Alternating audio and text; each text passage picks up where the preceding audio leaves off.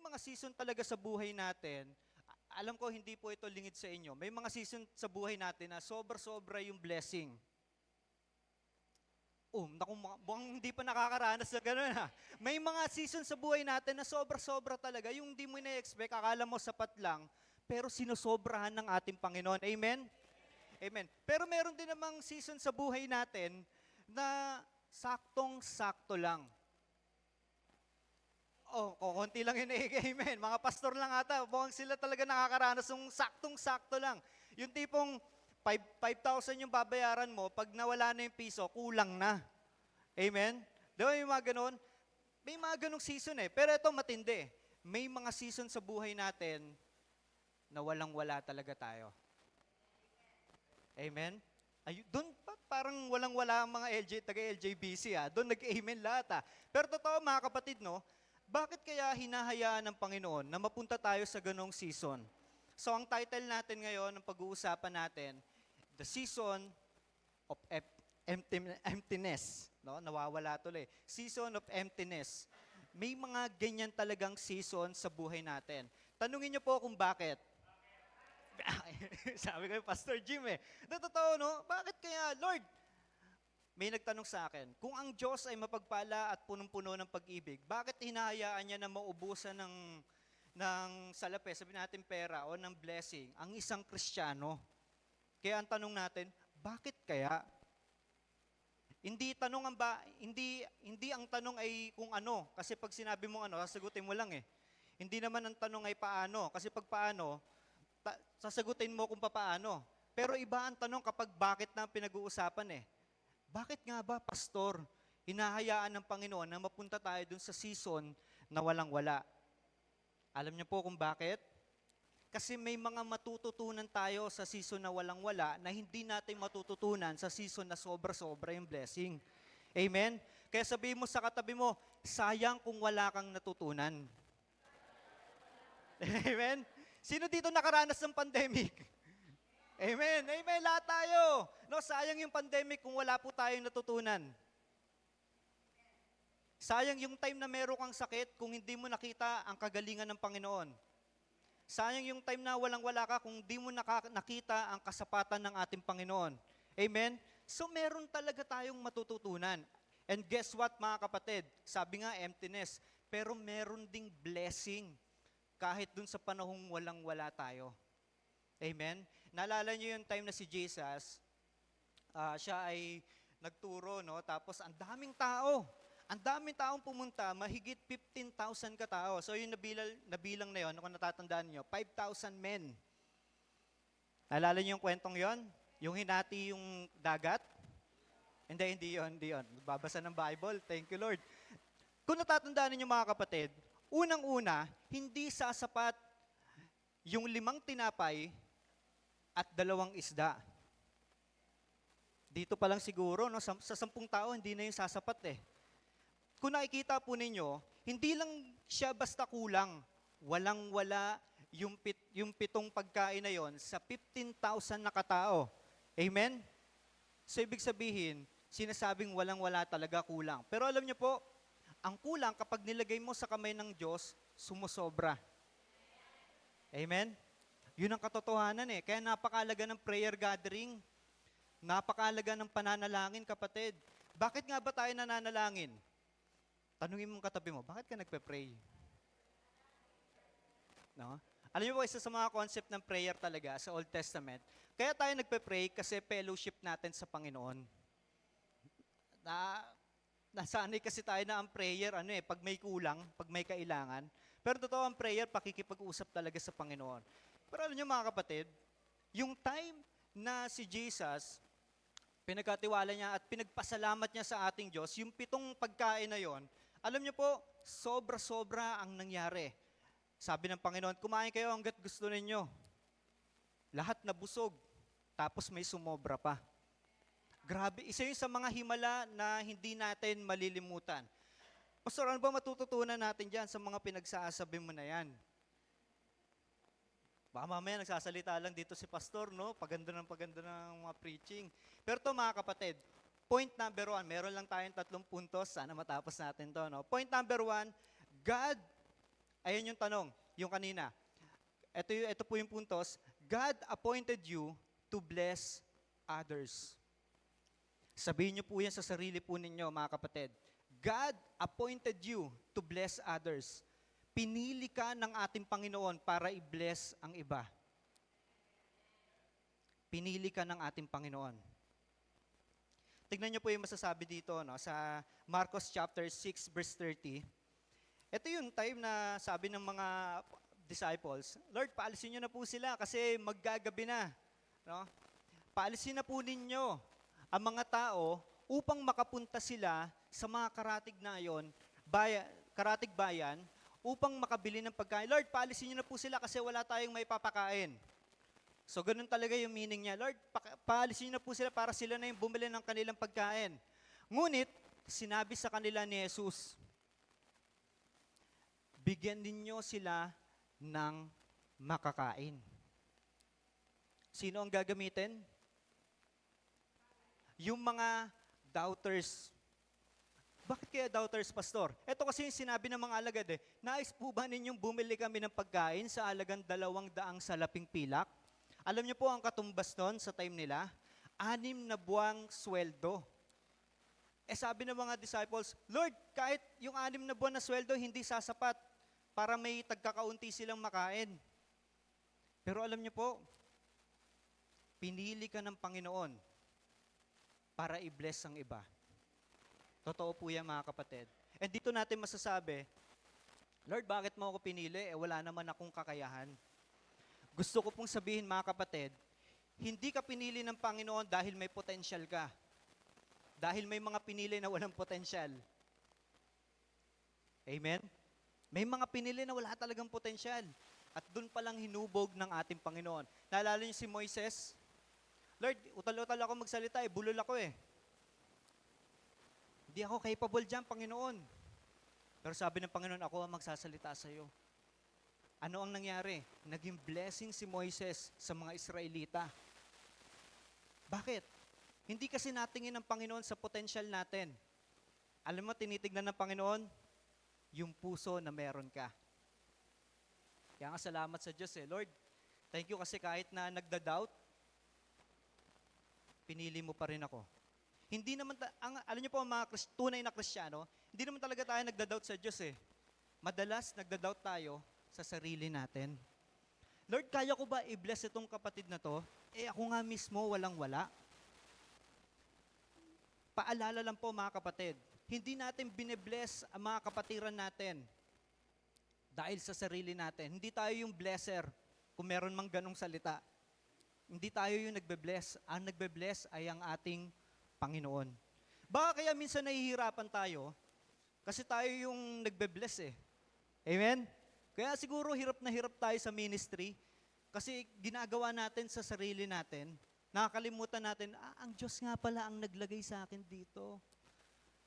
Kaya nga pala ako may pamilya kasi ang Diyos pala ang nagbigay nito. Amen? Isa pa mga kapatid, alam niyo po, sasabihin ko na po ito, pansin po ninyo dyan, hindi naman talaga kailangan ng Panginoon yung mga disciples para i-bless yung mga tao. Amen? Sa tingin niyo po, kailangan pa ba ng Panginoon si Moises para palayain?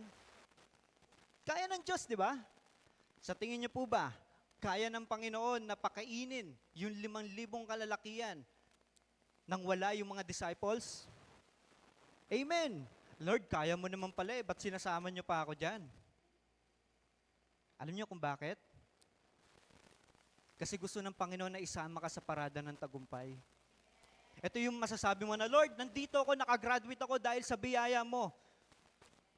May mga pagkakataon na hindi ako papasa ng exam, pero sa biyaya mo, makakagraduate ako. May mga pagkakataon na malulugi ang negosyo ko, pero sa biyaya mo, maraming mabe-bless dito. Doon mo masasabi na talagang ma-humble ka sa Panginoon, Lord, ikaw ang dahilan kung bakit po ako nandito. Hindi ako. Sinama mo ako sa parada ng tagumpay. Kaya pinili ka ng Panginoon para i-bless ang iba, mga kapatid. Pinili ka ng ating Panginoon. Kahit walang-wala ka. Inuulit ko, kahit walang-wala ka. Alam niyo po, doon mas masarap magbigay. Pag walang-wala ka, isa lang nag-amen. Hindi, pero totoo, no? Pag walang-wala ka na, yung dos na lang yung pera mo, o sa'yo na to. Hati tayo, max, 2. O sige, meron pa isa. Sa inyo na yan. Doon masarap magbigay eh. Yung isusubo mo na lang, ibibigay mo pa. Naalala ko tuloy ang ating Panginoong Yesus. Binigay niya ang kanyang buhay para sa atin.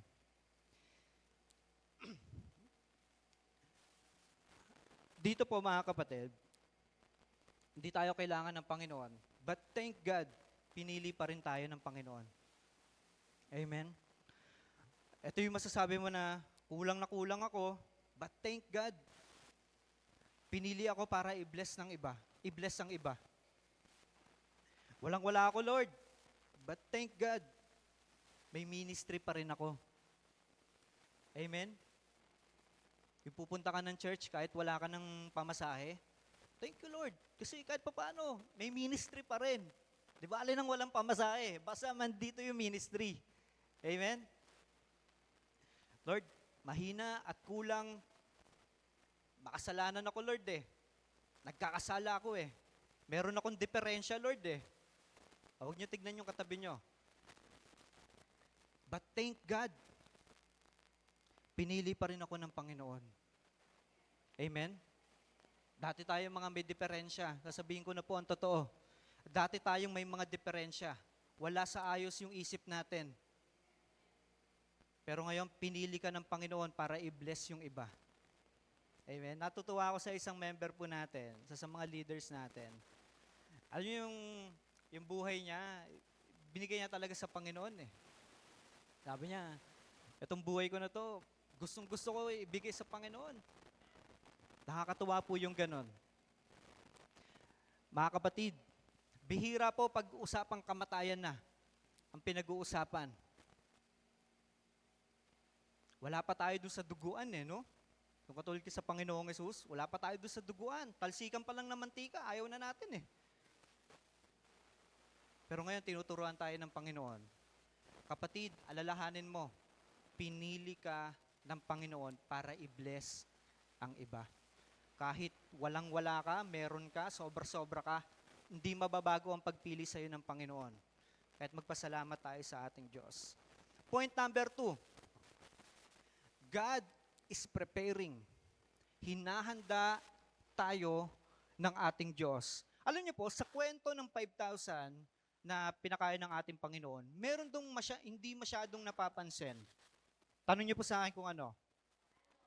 John chapter 6 verse 10. Ito po yung sinabi ng ating Panginoon. Jesus said, have the people sit down. Sabi ng Panginoon. Ito yung time na nagkakagulo siguro. Iba kasi ugali ng tao pag gutom na eh. Gutom na po ba kayo? Matatapos na, di pa naman. No? Nasa maayos pa tayo. Sabi dito, paupuin niyo muna sila. Sabi diyan, there was plenty of grass in that place. Hindi siguro nagkataon na merong mga magandang damo doon. Pero sabi ng ating Panginoon, paupuin niyo muna silang lahat. Alam niyo kung ilan yon? Ito po yung sinabi na 5,000 men ang meron doon. Bukod pa yung mga bata at mga babae. So kulang-kulang, sobra-sobra, 15,000. Sabi natin mga ganon. So isipin po ninyo ang ginawa ng Panginoon ha. Nagkakagulo ang lahat. Lalo-lalo na yung mga disciples. Ano papakain natin sa kanila? Ayaw ng Panginoon pauwiin. Sabi ng Panginoon, upo muna kayo. Pastor, ano napansin nyo dyan? Parang simple lang naman na pinapaupo yan. Alam nyo po, mga kapatid, napakahalaga na ang Diyos, pinapakalma tayo bago natin ma-receive yung blessing. Amen? Kaya huwag kang magtaka kung bakit may mga inaalis na stress ng Panginoon sa'yo bago niya ibigay yung blessing sa'yo. Kapatid, upo ka muna. Baka mamaya tayo ka ng tayo. Di mo alam, isip ka ng isip. Ano ba to? Take a breath. Worship God. Upo ka muna. Bisa kasi sobra-sobra stress natin eh. Nai-stress tayo pag iniisip natin kulang tayo mga kapatid. At dapat yung maalala that God is comforting you. Di ko lang kung tama yung grammar. Pero inaalagaan tayo ng ating Panginoon. Tandaan niyo po yan. Pine-prepare tayo ng ating Panginoon.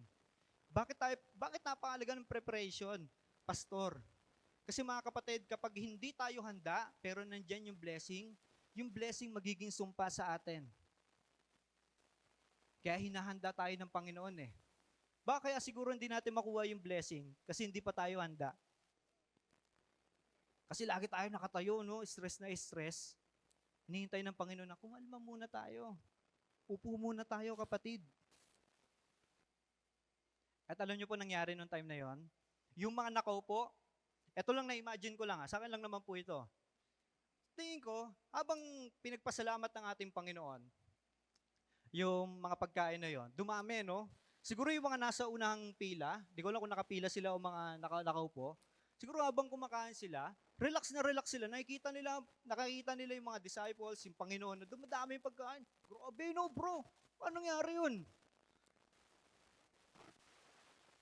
Siguro ganun yung nangyayari. Alam mo yun, relax na relax ka, pinapanood mo kung paano naghihimala ang Panginoon, nakain ka. Alam niyo mga kapatid, nilalagay tayo minsan ng Panginoon sa ganung sitwasyon na kung saan papanoorin mo na lang kumilos ang Diyos.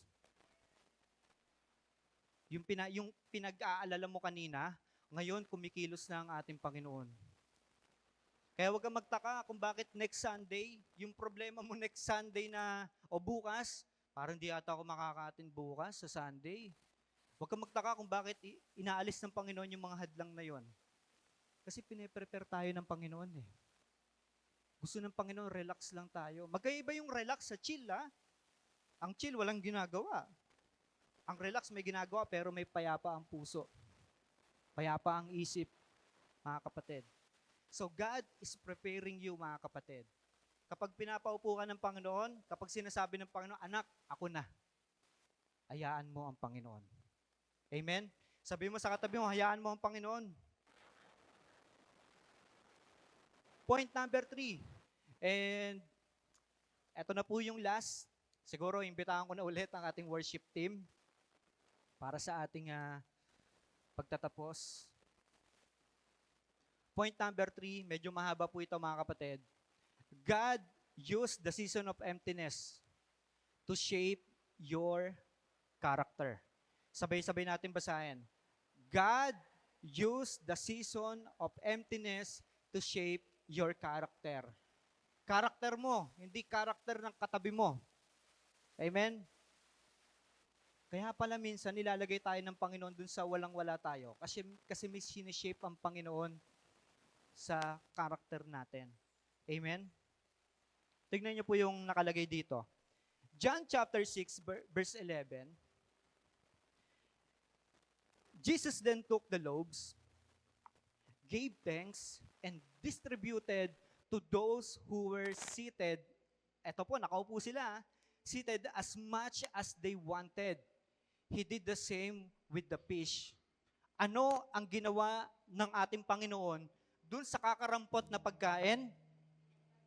Pinagpasalamat. Akala ko dati, yung gratitude, responsibility. Gratitude is not responsibility. Ano yun, kapatid? Character po yun. Character natin yun. Kasi ang hirap pag responsibilidad mo lang magpasalamat eh. Mapipilitan ka. Pero ang gratitude, mga kapatid, character. Baka mamaya minsan, hindi natin nakikita, may mga blessing pala sa buhay natin na akala natin wala. Kasi nakatingin tayo sa blessing ng iba. Nakakalimutan natin ipagpasalamat yung mga konti na meron tayo. Nakakalimutan natin ibigay yung konti na meron tayo. Mga kapatid, kung ano ang meron ka, pinagkatiwala sa iyo ng Panginoon yan. Meron kang 10, may 20 ka, may milyon-milyon ka, may bilyon ka. Di ko alam kung meron. Pero yan ay pinagkatiwala sa iyo ng Panginoon. Kung meron kang church, maliit man o malaki, pinagkatiwala sa iyo ng Panginoon yan. May member ka, 3, kamag-anak mo pa yung iba. May member kang 50, 100, pinagkatiwala sa iyo ng Panginoon yan. Magpasalamat tayo, kapatid, sa kakaunti o sa marami, o sa kung anong meron tayo. Bakit? Lagi to sinasabi ng mga pastor natin. Paano ka pagkakatiwalaan sa marami kung sa maliit hindi mo kaya magpasalamat? Amen? Pwede po ba tayong tumayo, mga kapatid?